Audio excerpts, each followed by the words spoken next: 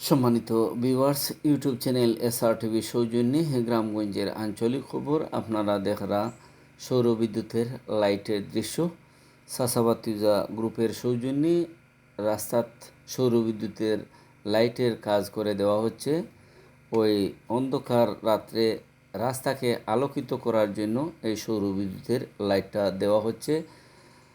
চাষাবাতিজা গ্রুপে যেভাবে রাস্তার অন্ধকারকে আলোকিত করার জন্য যেভাবে এগিয়ে এসেছে, এভাবে প্রত্যেকটা অঞ্চলে যদি রাস্তাঘাটে সমাজের সব স্তরের মানুষ এগিয়ে আসে রাস্তাঘাট অন্ধকারকে আলোকিত করার জন্য, সৌন্দর্য উপভোগ করার জন্য, রাস্তাঘাটে মানুষ চলাফেরা করতে কোনো ধরনের অসুবিধা হবে না।